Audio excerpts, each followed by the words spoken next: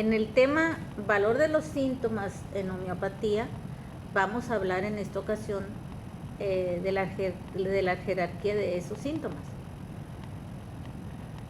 Con fundamento en el parágrafo 211, Ken realizó la siguiente jerarquización de síntomas que presentan los enfermos, también un poco basado en la obra de Swedenborg. Él clasifica primero que otra cosa, en primer lugar, los síntomas mentales. No hablamos de los síntomas de la personalidad, o sea, de los rasgos de una personalidad. Esto se infiere en los parágrafos 209 al 215, donde Hahnemann menciona que antes que todo el síntoma debe ser característico y peculiar, ya que no hay medicamento experimentado en una persona sana que no altere también el estado emocional, por lo que aún en una enfermedad aguda podemos ver cómo se altera el orden mental, por lo que cuando el individuo enferma, cambia su personalidad o se altera y surgen síntomas mentales que se acrecentan más que los físicos. Es de especial interés saber cómo se modifica el estado psíquico del enfermo de una manera única y peculiar, pues estos son los síntomas mentales y no lo anterior a la enfermedad, que es parte de su personalidad. Otras veces surgen síntomas mentales que no tienen nada de característico y son comunes a la enfermedad, por lo que tampoco individualizan al paciente. Además, las enfermedades mentales muchas veces son defectivas o parciales y no son diferentes o aparte de las somáticas. Es la misma enfermedad que influye tanto en el aspecto físico como en el aspecto mental del paciente. La segunda categoría son los generales. Se considera al síntoma general cuando afecta toda la economía del cuerpo y no solo una parte de él o de un órgano en especial. Se trata de mejorías y agravaciones en general o algún elemento que es capaz de alterar a todo el organismo. La tercera categoría son los deseos y aversiones y los síntomas confirmatorios.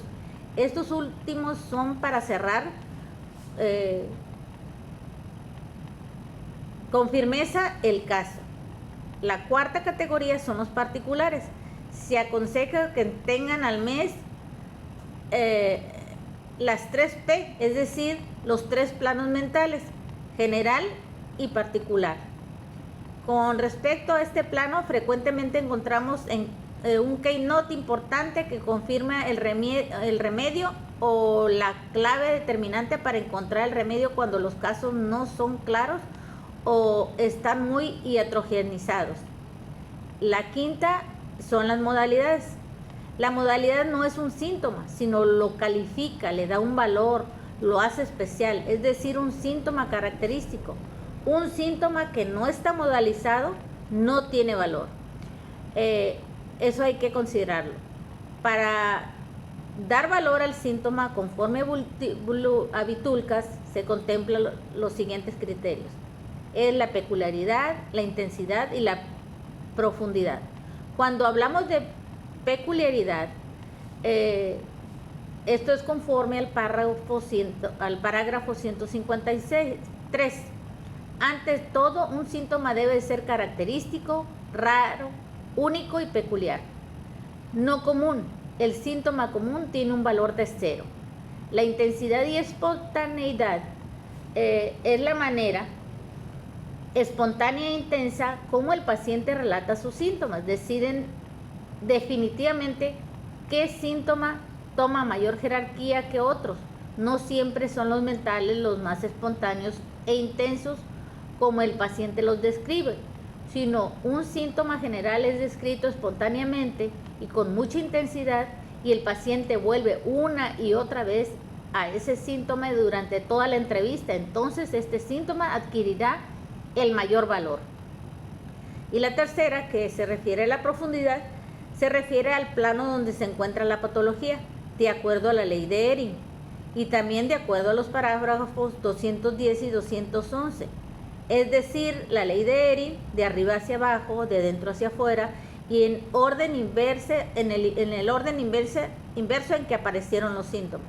Siempre será la enfermedad más grave si la patología se encuentra en el plano mental que en el físico, o es peor en un órgano interno.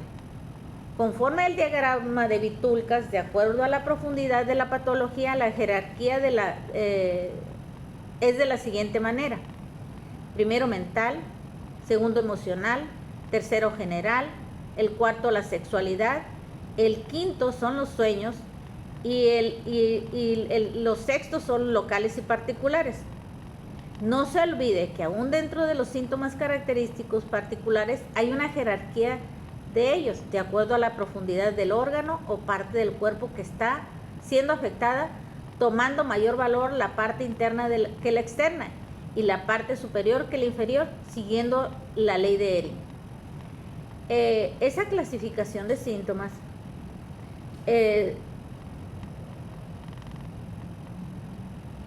la que utiliza la materia médica divide los síntomas en mentales, generales y particulares, y esta categoría le hace falta añadirle lo que señala el parágrafo 153, donde hace énfasis de los síntomas característicos, únicos, raros y peculiares. La otra clasificación es conforme a la profundidad, o es la clasificación tradicional, que también los divide en mentales, generales y particulares, siendo el mental más profundo y el particular el menos profundo. Sin embargo, con este método suele confundirse los síntomas mentales con los rasgos de la personalidad del paciente. Su fundamento son los parágrafos 209 al 211. Y la tercera clasificación es de acuerdo a la semiología y técnicas de repertorización, es decir, a la manera como lo relata el paciente. Se dividen en modalizados, no modalizados. Los no modalizados se pueden clasificar primero en caracterológicos, que no son síntomas, en realidad son rasgos de la personalidad que lo han acompañado desarrollado durante toda su vida en un estado relativamente, no tienen valor. Y segundo, los auxiliares son síntomas que pertenecen más a la enfermedad que al individuo, principalmente a los patognomónicos. Los que describen una enfermedad, esos no tienen valor. Y tercero, los de la voluntad no son síntomas, sino efectos o resultados del modo de vida que lleva el paciente y no se pueden corregir con homeopatía, no tienen tampoco valor. Existen 4 grandes obstáculos de la curación, que son los siguientes. Primero, los malos hábitos de higiene y alimentación. Segundo, la vida sedentaria. Tercero, una vida sin creación ni evolución mecánica o desenfrenada o muy estresada. Y 4, malas relaciones humanas consigo mismo y con los demás. Los síntomas modalizados no son síntomas extraordinarios, raros y peculiares en el paciente. Se pueden se pueden jerarquizar primero en factoriales, que son las causas o situaciones que pueden hacer que un síntoma mejore o agrave. Segundo, concomitantes, son los síntomas que se manifiestan al mismo tiempo que otros o alternan primero uno seguido de otro. Tercero, etiológicos o causales, más que síntomas son causas de las cuales los síntomas son sus efectos, es decir, la predisposición a desarrollar cierto tipo de enfermedad en particular. Confirmatorios, pueden ser síntomas mentales, generales o particulares, siempre modalizados o un Keynote, y son producto de un interrogatorio dirigido. Su finalidad es hacer un diagnóstico diferencial y confirmar la buena elección del medicamento. Quinto, polares u opuestos. Lo contrario de lo que dice el paciente es lo cierto, ya que tanto lo repite que se llega a la conclusión de que tiene lo que niega y se tiene que reporterizar lo contrario. Sexto, los compensatorios. Es un síntoma que oculta un síntoma más valioso o más importante en el caso. Pueden ser conductas o respuestas del enfermo para compensar alguna situación que le molesta. Séptimo, los correlativos son sinónimos de un solo síntoma o de una expresión o un síntoma igual, pero muy diferentes palabras. Octavo, son las sensaciones que más que las sensaciones más que síntomas. Muchas veces el paciente relata sensaciones que le produce su enfermedad y le cuesta trabajo explicar. No encuentra las palabras, utiliza gestos y señas tratando de mostrar lo que siente porque no es algo normal. Son cosas raras que van más allá de lo humanamente entendible y hablan y muestran la individualidad más profunda del paciente. Y la octava categoría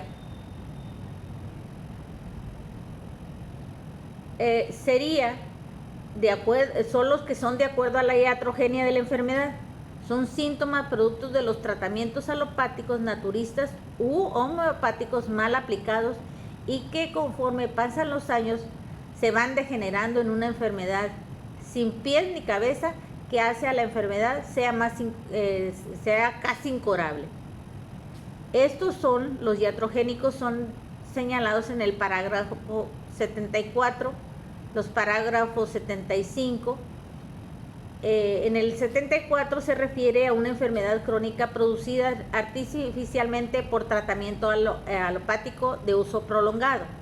En el parágrafo 75 es una enfermedad crónica considerada incurable, originada por tratamiento alopático. Y lo que señala el parágrafo 76 es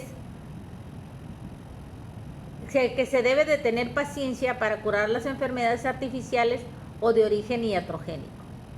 Mi opinión con respecto a este tema es que en homeopatía es de fundamental importancia conocer y comprender la jerarquía y clasificación de los síntomas y la forma en que se clasifican, porque son la esencia de la repertorización de la enfermedad y al otorgar el valor correcto a los mismos nos lleva al mejor diagnóstico de la enfermedad del paciente y encontrar el similibum adecuado, el similibum medicamentoso correcto que lleve a recuperar la salud de los enfermos.